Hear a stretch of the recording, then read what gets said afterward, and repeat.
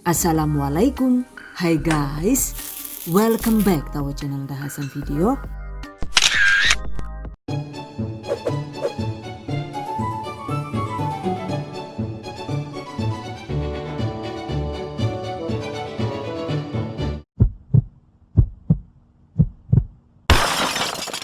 Bikin roti Maryam molen dong bun. Ini dia guys, roti Maryam isi aneka rasa atau disebut juga mamol alias Maryam molen. Ada yang suka nggak nih? Yang ini bikinnya itu mudah, cukup dipanggang dengan teflon dan pastinya hasilnya mantap dan bisa dibuat frozen food. Yang jelas cocok banget untuk camilan di rumah ataupun untuk ide usaha. Wow, amazing. Oke guys, penasaran kan gimana cara membuatnya? Just check it out. Bahan dan cara membuat. Bahan yang dibutuhkan yaitu 300 gram tepung terigu protein sedang atau protein tinggi. Atau campuran keduanya juga boleh ya. Setengah sendok teh garam halus.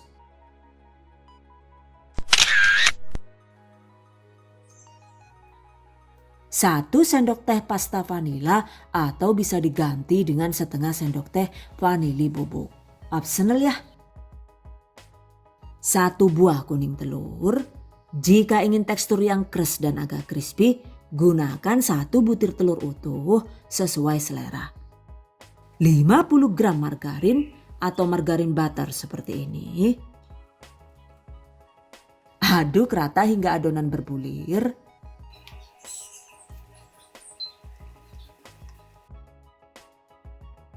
Setelah rata begini, masukkan sekitar 120 sampai dengan 130 ml susu cair UHT. Untuk tekstur lebih ringan, susu UHT ini bisa diganti dengan air putih atau 1 sachet susu kental manis yang dilarutkan ke air hingga volume 120 sampai dengan 130 ml. Oke, uleni dengan tangan bersih hingga adonan kalis dan tidak lengket di tangan.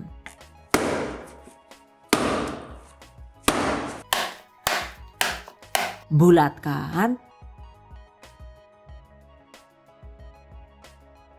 tutup, dan diamkan minimal 1 jam di suhu ruang agar adonannya itu makin lentur dan mudah dibentuk. Sambil menunggu, sekarang kita siapkan isiannya ya. Untuk isiannya kita bisa menggunakan secukupnya pisang. Dan ini saya menggunakan pisang kepok dan pisang raja. Kukus pisang hingga matang. Setelah matang kupas. Kemudian jika suka bisa diiris dadu kecil-kecil begini. Atau agar lebih maksimal bisa dihaluskan dengan menggunakan chopper andalan dari Mito Chiba.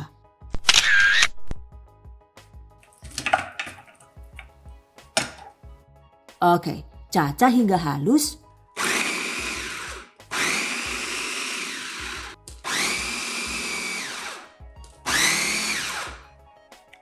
Dan ini dia hasilnya. Sekarang pure pisang kukus siap dijadikan isian. Isian lainnya itu ada secukupnya coklat batang. 1 resep itu kira-kira butuh sekitar 200 sampai dengan 250 gram sesuai selera. Cacah halus coklat batang dengan menggunakan pisau tajam.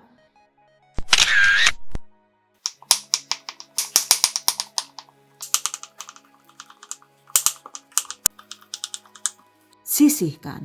Isian lain kita bisa menggunakan secukupnya keju cheddar yang diparut kasar seperti ini. Variasi lain bahkan bisa menggunakan isian onde-onde dari kacang hijau seperti ini. Untuk cara membuatnya, yang ini sudah pernah saya bagikan di tutorial onde-onde. Catat. Intinya sih, untuk isiannya itu silahkan dipilih sesuai selera saja. Dan karena lumayan banyak, jadi yang ini cukup untuk 2 kali resep adonan roti mamol.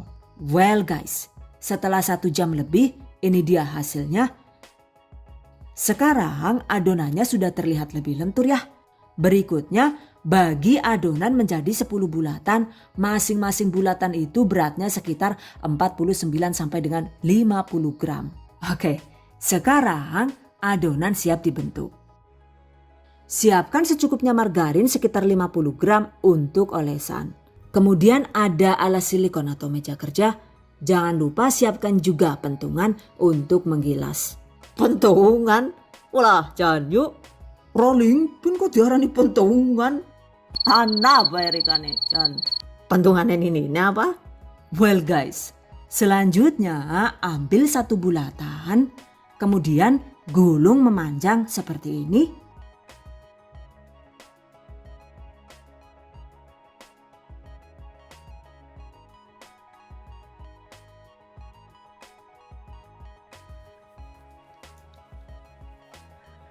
Pipihkan dengan rolling pin.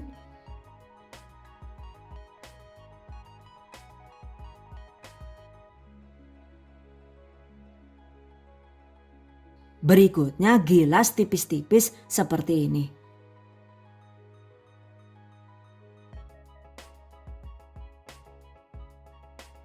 Tuh hasilnya itu tipis memanjang seperti ini ya.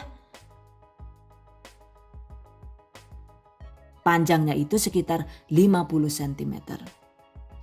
Olesi dengan margarin tipis-tipis hingga rata. Lalu tambahkan secukupnya isian di salah satu pinggirannya seperti ini. Kemudian tutup dan gulung ke atas perlahan seperti ini.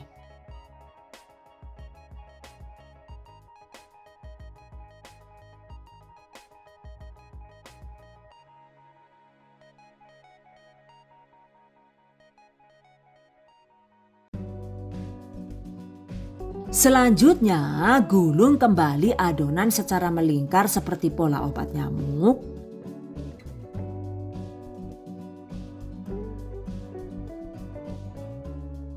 Jadi deh, lakukan sisanya hingga habis. Untuk isiannya itu bisa pisang keju, coklat keju, atau pisang kukus yang dimix dengan selai Nutella juga mantap ya. Dan ini dia hasilnya. Masih belum terlalu rapi sih, but it's okay. Dan ini saya bikin 2 resep sekaligus ya guys. By the way, jika sudah dibentuk begini, ini bisa langsung kita panggang atau bisa juga disimpan semalaman di dalam kulkas dan dipanggang besok. Jika langsung dipanggang, berikutnya siapkan teflon. Olesi teflon dengan secukupnya margarin. Masukkan roti mamol. Hampir kelupaan ya. Jangan lupa tekan-tekan pelan permukaan roti agar matangnya itu bisa lebih cepat dan merata.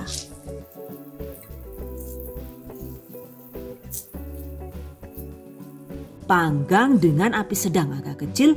Durasi memanggang per satu sisi itu cukup sekitar 1 sampai dengan 2 menit saja tergantung panas kompor masing-masing. Jika dirasa sudah matang, balik, panggang hingga kedua sisi kuning kecoklatan dan matang. Jadi memanggang roti Maria Molen ini nggak butuh waktu yang lama ya. Total durasinya itu cukup sekitar 4 sampai dengan 5 menit dengan menggunakan api sedang agak kecil.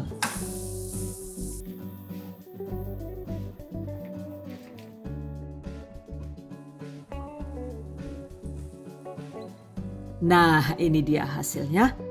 Panggang sisanya hingga habis. Sebelum dipanggang, jangan lupa tekan pelan-pelan seperti ini ya guys. Jangan lupa juga olesi lagi teflonnya dengan secukupnya margarin. Kemudian panggang seperti tadi.